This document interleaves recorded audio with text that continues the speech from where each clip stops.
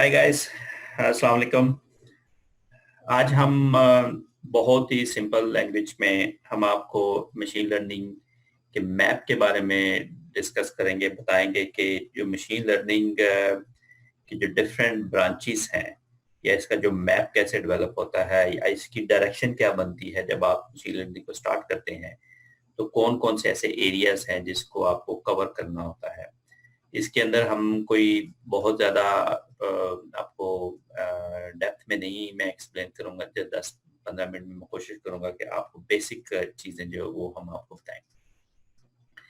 For example, अगर आप machine learning की बात करते हैं तो इसकी एक जो है वो क्लासिकल लर्निंग इसकी आती है। क्लासिकल लर्निंग का मतलब ये हो गया कि शुरू से जब आपने देखा जो साइंस के अंदर चीज़ें इस्तेमाल की जाती हैं, जिसके अंदर आप देखते हैं कि रिग्रेशन वगैरह इस्तेमाल करते हैं, आप मीडियन, मीन ये चीज़ें इस्तेमाल करते हैं, जो कि रिलेटिवली डेटा जो है आपके पास वो कम मैग्नीट्यूड का होता है, तो उसके अंदर जो आप मॉडल्स बनाते हैं छोटे-छोटे, वो क्लासिकल लर्निंग के अंदर आते हैं। उसके बाद आपके पास आ जाती है रीइंफोर्समेंट लर्निंग। रीइंफोर्समेंट लर्निंग का मतलब ये होता है कि आप के पास एज़ सच डेटा मौजूद नहीं होता, लेकिन आप एनवायरनमेंट से सीखते हैं। फॉर एग्ज़ाम्पल, आप अगर बाहर जाते हैं किसी मुल्क के अंदर, किसी मुल्क में, तो आपको आपके पास हिस्ट्री नहीं होती, हिस्टोरिकल डेटा नहीं होता कि इस मुल्क में आपने रहना कैसे है, खाना-पीना कैसे है, कहाँ पे जाते हैं, लेकिन आप अपनी एनवायरनमेंट से सीखते हैं। जैसे-जैसे आप आगे चलते जाते हैं, जैसे वैसे-वैसे आप सीखते जाते हैं। तो इसको बोलते हैं रीइंफोर्समेंट लर्न। आप लर्न कर रहे हैं लेकिन अपने आप को रीइंफोर्समेंट कर रहे हैं। जो क्लासिकल लर्निंग है, इसके अंदर आपके पास डेटा मौजूद होता है, उस डेटा को इस्तेमाल करके आप लर्न करते हैं। रीइंफोर्समेंट में आपके पास डेटा नहीं होता, लेकिन आप डेटा जनरेट करते हैं।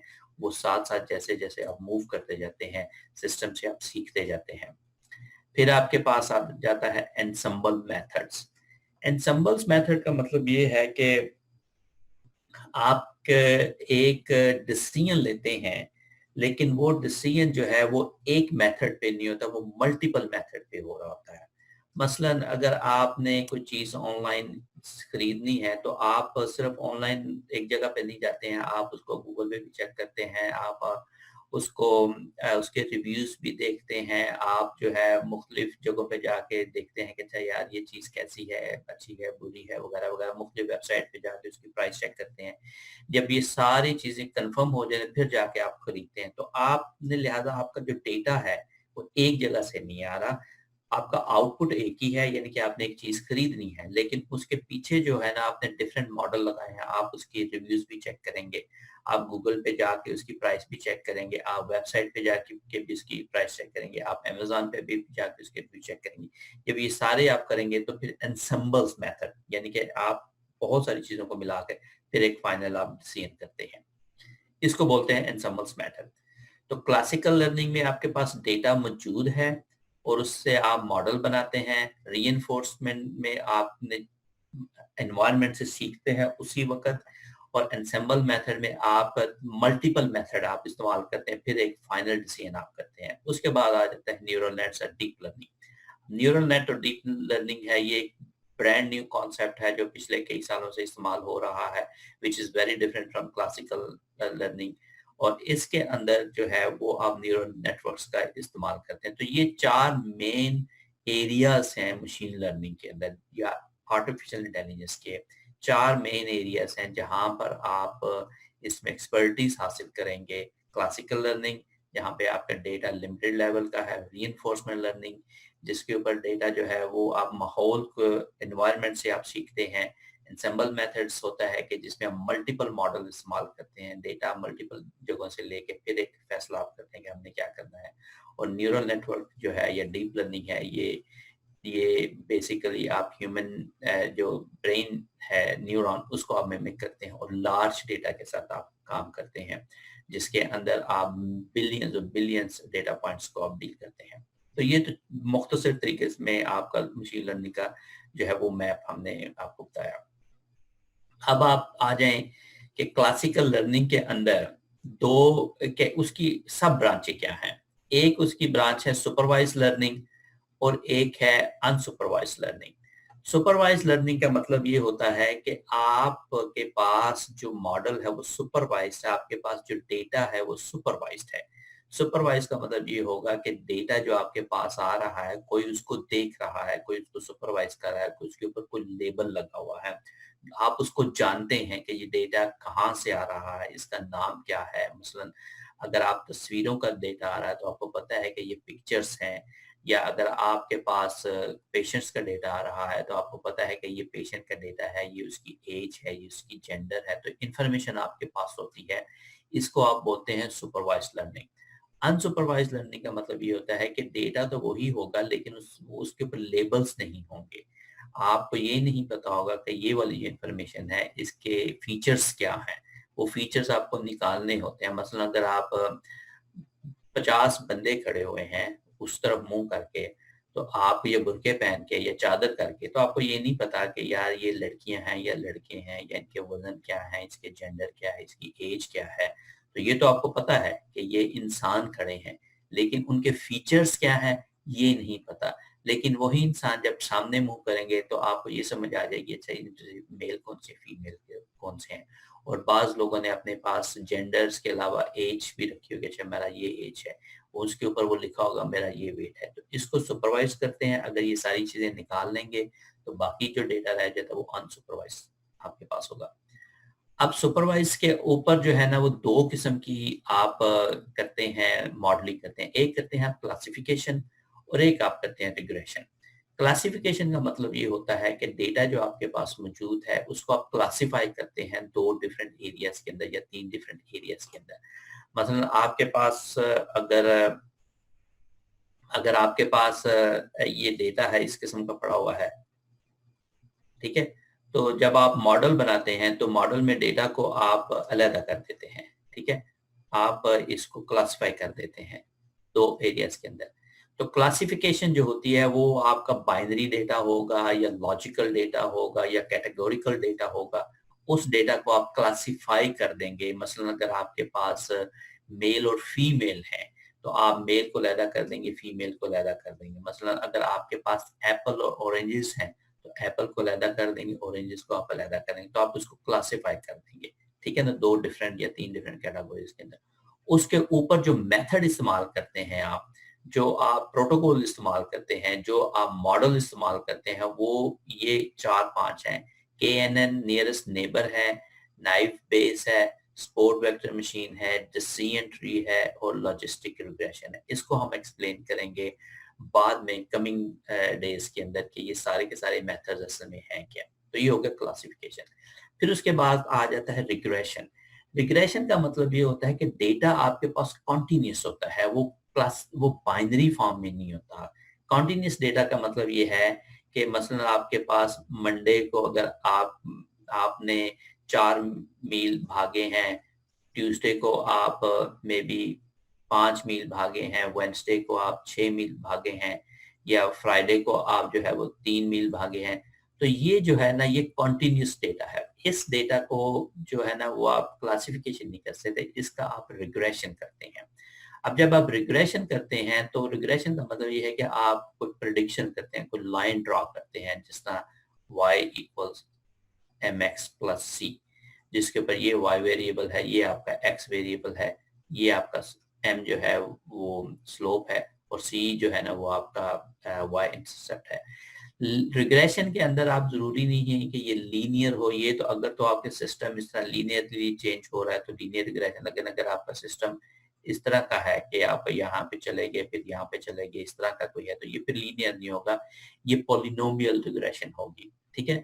तो पॉलिनोमियल और लीनियर रिग्रेशन ये दो मेन आपके कॉन्सेप्ट हैं जब आपका डेटा कॉन्टिन्यूस होता है। तो क्या समझ आइए आपको कि क्लासिकल लर्निंग के अंदर आपके पास सुपरवाइज लर्निंग है। सुपरवाइज लर्निंग का मतलब ये हो गया कि डेटा जो है ना वो लेबल है, आपको पता है कि इनपुट डेटा क्या है और आउटपुट डेटा क्या है। सुपरवाइज्ड में आप दो किस्म की मॉडलिंग करते हैं, एक क्लासिफिकेशन करते हैं, एक रिग्रेशन करते हैं। क्लासिफिकेशन उस वक्त करते हैं जब डेटा आपके पास कैटेगोरिकल फॉर्म में होता है, यस नो की फॉर्म में होता है, 1 2 की फॉर्म में होता है, ब्लैक एंड व्हाइट के फॉर्म में होता है, लो और हाई की फॉर्म में होता है, अप और डाउन की फॉर्म में होता है। तो फिर आप उसकी क्लासिफिकेशन करते हैं। रिग्रेशन मॉडल बनाते हैं उस वक्त जब आपके पास डेटा कॉन्टिन्यूस होता है, यानी कि एक टाइम पे एक चीज है, फिर दूसरे टाइम पे वो चीज बढ़ गई या कम होगी, तो कंटिन्यूस वो आपका वो चल रहा होता है। उसको आप क्लासिफाई नहीं कर सकते, उसके लिए आपको रिग्रेशन करनी होती है। उसके बाद आ जाए आप अनसुपरवाइज। अनसुपरवाइज के अंदर ये होता है कि अगेन डेटा जो है ना वो लेबल्ड नहीं होता है, आपको ये नहीं पता कि ये डेटा जो है वो इसके फीचर्स क्या हैं। डेटा तो मौजूद है लेकिन फीचर्स क्या हैं, क्या ये मेल है या फीमेल है, क्या इसका वजन है नहीं, क्या इसके जेंडर का पता या नहीं पता। उस डेटा को जब आपने मॉडल बनाना है तो फिर आप उसके 2-3 उसके तरीके हैं। एक तो आप क्लस्टरिंग करते हैं। क्लस्टरिंग का मतलब फिर ये क्लस्टरिंग का मतलब ये होगा कि आपके पास ये डेटा मौजूद है तो आप इसके क्लस्टर बना दें, यानी एक जैसी चीजें आप एक साइड पे कर देते हैं। ठीक है, जो एक जैसी चीजें हैं वो एक साइड, मसलन आपने ये कहा कि अच्छा यार मेरे पास जो 10 10 kg वाले जो मैसेज हैं वो यहाँ पे कर दिए, 2 kg वाले मैसेज यहाँ पे आपने कर दिए, 3 kg वाले जो है ना वो आपने इंफॉर्मेशन यहाँ पे डाल, तो आपने क्लस्टर बना दिए उसके। फिर उसके बाद आ जाता है पैटर्न सर्च। पैटर्न सर्च का मतलब ये होता है कि आपके पास कोई डेटा मौजूद है और लेकिन वो लेबल नहीं हुआ, तो आपने देखना उसके पैटर्न्स क्या हैं। ठीक है, उसके पैटर्न्स क्या है, मे बी आप उसको पैटर्न देखकर तो आप क्लासिफाई कर सकते हैं। ठीक है, तो आपने पैटर्न्स मसलन ए बी सी डी, तो आप देखते हैं कि अच्छा यार ये वाले जो हैं ये सारे एक जैसे हैं, वो इकट्ठे कर दिए।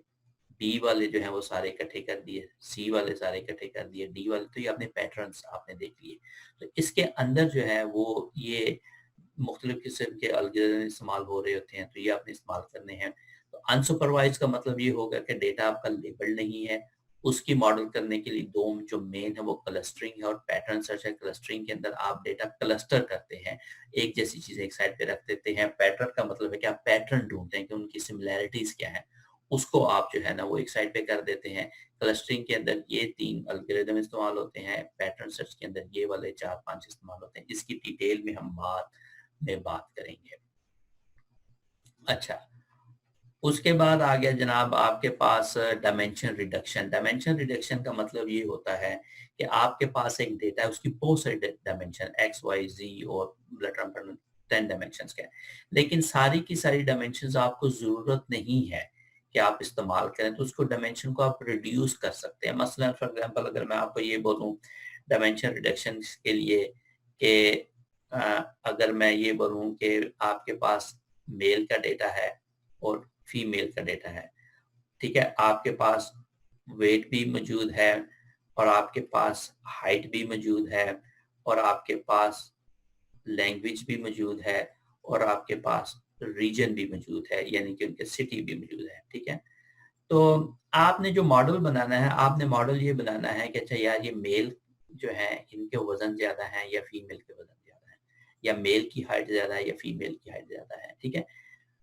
अब इस मॉडल को बनाने के लिए आपको लैंग्वेज की जरूरत नहीं है, इट डज नॉट मैटर वो लैंग्वेज क्या बोलते हैं।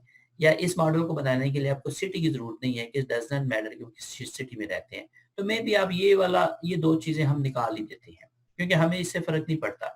तो ये जब दो चीजें निकाल देते हैं तो मॉडल आपका छोटा हो जाएगा, डेटा कम हो जाएगा और रिफाइन हो जाएगा। इसको आप बोलेंगे डायमेंशन रिडक्शन। आपने डायमेंशन को रिड्यूस कर दिया, अब आप सिर्फ इन दो के साथ ही प्ले अराउंड कर रहे हैं।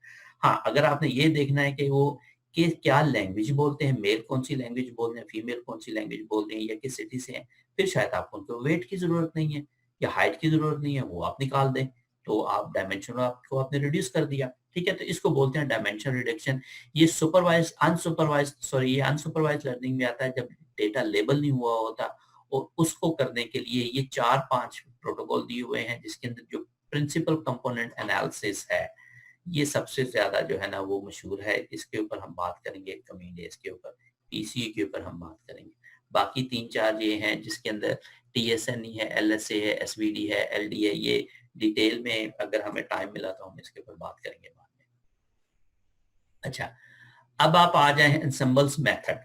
एंसेम्बल्स मेथड का, जिस तरह मैंने पहले आपको बताया है कि ensembles model is a machine learning combine the decision from the multiple models. अब होता क्या है, मैंने आपको जिस तरह पहले बताया कि आपने you want to buy something, buy मतलब आप कहते हैं कि मैंने बाय करनी है फोन, ठीक है।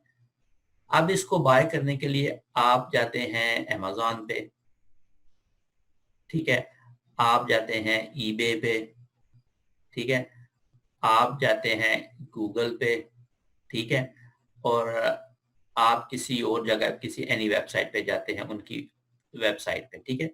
तो यहाँ से आप उसकी प्राइस देखते हैं, उसके रिव्यूज देखते हैं, ठीक है, और उसका रिटर्न्स देखते हैं, कितने रिटर्न है। फिर यही चीज आप यहाँ पे भी करते हैं, यही चीज यहाँ पे करते हैं, ये चीज करते हैं। फिर में भी यहाँ पर आप देखते हैं कि कितने लोगों ने वेबसाइट पे आके बाय किया और कितने लोगों ने यहाँ पे किया। तो ये सारा जब आप डिसीजन कर लेती हैं तो फिर आप एक फैसला करती हैं, ओके, कि आपने बाय करना है, बाय और नो बाय, ठीक है। ये जो फैसला आपने करना है, ये इन सारे मेथड्स पे आ रहा डिपेंड कर रहा होता है, हर एक पे डिपेंड कर रहा होता है। आपने डिसीजन जो है ना वोटिंग के जरिए करती हैं, कि वोट लेते हैं, चाहे ये क्या कह रहा है, ये क्या कह रहा है, ये क्या कह रही है। मसलन अगर अमेज़न पे देखते हैं, अमेज़न में आपको एक अच्छा आपको रिव्यू मिलता है कि नहीं यार मैं ले लूँ। ईबे पे आपको ना यार, ईबे पे उतने अच्छे रिव्यू नहीं है। गूगल पे आपको अच्छा मिलता है, वेबसाइट पे भी अच्छा मिलता है। तो 3 आउट ऑफ 4 आप कहते हैं अच्छा यार 3 जगहों पे तो अच्छा रिव्यूज मिल रहे हैं, अच्छी इन्फो मिल रहा है, मैं इसको खरीद लेती हूँ। तो इसको बोलते हैं एंसेम्बल्स मेथड। एंसेम्बल्स मेथड क्या है कि आपने मुख्तलिफ मॉडल इस्तेमाल करके एक फैसला किया, एक मॉडल इस्तेमाल करके आपने फैसला नहीं किया। ठीक हो गया। अब इसके अंदर जो इस्तेमाल होते हैं प्रोटोकॉल, वो है स्टैकिंग है, बैगिंग है और बूस्टिंग है। इसको हम एक्सप्लेन करेंगे बाद में इन डिटेल जाके, ठीक है। उसके बाद आ जाता है आपके रीइंफोर्समेंट लर्निंग। अब रीइंफोर्समेंट लर्निंग का मैंने आपको यही बोला कि आप माहौल से आपने आपने एक एक बच्चा है या आप एक जगह पे गए, ठीक है, और आपने वहां से एनवायरनमेंट को देखा, आपने एक एक्शन किया, ठीक है, और आपने उस एक्शन की बेस पर आपको रिवार्ड मिला या आपको पनिशमेंट मिली, ठीक है। उसको रिवार्ड या पनिशमेंट देखकर आपने दोबारा आपने अपने आप को रिफाइन किया कि अच्छा मैंने अगला स्टेप क्या मैंने लेना है, ठीक है। अगला स्टेप लेंगे, एक्शन करेंगे, फिर आपको उसको रिवार्ड मिलेगा या पनिशमेंट मिलेगी। मसलन अगर आप ये मैं अगर आपको ये बोलूं कि फॉर एग्जांपल अगर आपने ये एक पाथवेज बने हुए हैं आपके, ठीक है, ये पाथवेज आपके बने हुए हैं। इन पाथवेज पे जब आप ये यहाँ पे आपको डेडलाइन मिल गई, ठीक है, यहाँ से आपने लर्न किया तो आप वापस आए। जब वापस आए तो आप इधर यहाँ पे आप निकलते गए, ठीक है।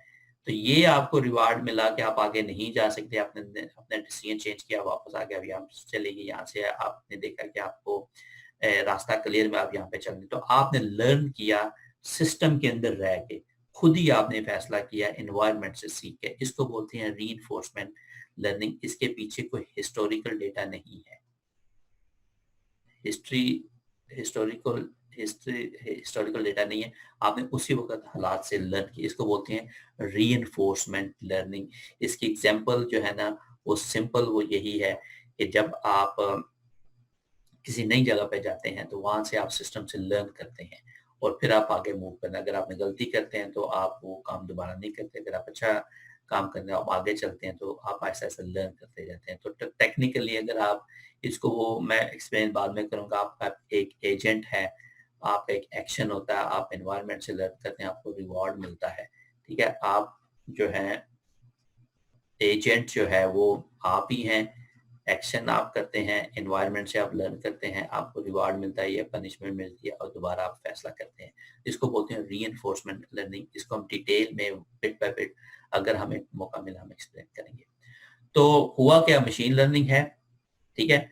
मशीन लर्निंग के बाद आपके पास न्यूरल नेटवर्क्स, डीप लर्निंग है। अब डीप लर्निंग को हम एक्सप्लेन करेंगे जिसमें न्यूरल नेटवर्क इस्तेमाल होते हैं, ये मैं इसको डिटेल में एक्सप्लेन करूंगा। इसके ऊपर आप कन्वोल्यूशनल न्यूरल नेटवर्क आप इस्तेमाल करते हैं, इसके ऊपर आप रेकरेंट न्यूरल नेटवर्क इस्तेमाल करते हैं, जनरेटिव आप नेटवर्क इस्तेमाल करते हैं, और इनके मुख्तलिफ उन्होंने प्रोटोकॉल बनाए हुए हैं, LSTM है, GRU है, LSM है, वगैरह वगैरह। ये हम डिटेल में जब इसको डिस्कस करेंगे तो हम बताएंगे कि न्यूरल नेटवर्क जो होता है ये मॉडलिंग आप कैसे करते हैं, डीप लर्निंग मॉडलिंग कैसे करते हैं, जो इसको ह्यूमन न्यूरॉन के साथ कैसे मिमिक करते हैं, ये बैक प्रोपगेशन क्या होती है, फॉरवर्ड प्रोपगेशन क्या होती है, आपकी जो हिडन लेयर्स क्या होती है, ये सारी डिटेल हम आपको एक्सप्लेन करेंगे इनकमिंग लेक्चर्स में। ठीक है, अब आप आ जाते हैं एक जर्नल जो मैंने अभी आपके साथ सारी कथा बयान की है, तो मशीन लर्निंग है। ठीक है, उसके ऊपर मैं रीइंस्टेट कर दूं कि क्लासिकल लर्निंग है, उसके ऊपर सुपरवाइज्ड है और अनसुपरवाइज्ड लर्निंग है। सुपरवाइज्ड लर्निंग में क्लासिफिकेशन आप कर सकते हैं और रिग्रेशन कर सकते हैं। अनसुपरवाइज्ड में आप क्लस्टरिंग करते हैं, पैटर्न रिकग्निशन करते हैं और डायमेंशन रिडक्शन करते हैं। ठीक है, उसके बाद आप रीइंफोर्समेंट लर्निंग है, उसमें आप ये वाले प्रोटोकॉल्स आप इस्तेमाल करते हैं रीइंफोर्सर के अंदर। और उसके बाद आप आ जाता है आपका एंसेंबल मेथड्स, मैं भी आपको एक्सप्लेन किया कि एंसेंबल मेथड्स क्या होता है। उसके अंदर स्टैकिंग करते हैं, बैगिंग करते हैं और बूस्टिंग आप करते हैं, और उसके मुख्तलिफ प्रोटोकॉल्स हैं। फिर आपका न्यूरल नेट्स और डीप लर्निंग आ जाता है, जिसके ऊपर अभी मैंने आपको बताया है कि डीप लर्निंग के अंदर आपने कौन कौन से प्रोटोकॉल इस्तेमाल करते हैं, यानी कि इमेज रिकग्निशन आपने करनी है, स्पीच रिकग्निशन आपने करनी है, या आपने टेक्स्ट रिकग्निशन करनी है। तो ये वाले आपके जो मशीन लर्निंग का मैप है, जो कि आपको मैंने कोशिश की है कि 10-15 मिनट के अंदर मैं एक्सप्लेन करने की कोशिश करूँ।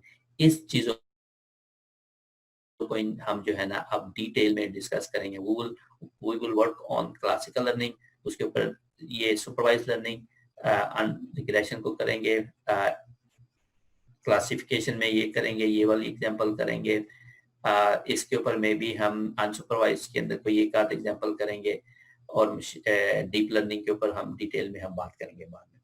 आई होप कि इसमें आपको कुछ बेसिक मशीन लर्निंग का मैप समझ आ गया होगा। अब मशीन लर्निंग के अंदर ये सारी चीजें, इसको आप आर्टिफिशियल इंटेलिजेंस कहते हैं। तो आर्टिफिशियल इंटेलिजेंस के अंदर ही ये मशीन लर्निंग है। मशीन लर्निंग के ये सारे जो है वो डिफरेंट ब्रांचेस हैं, ये मैप है, इसको हम जो है ना कमिंग डेज के अंदर डिटेल में डिस्कस करेंगे। Thank you so much.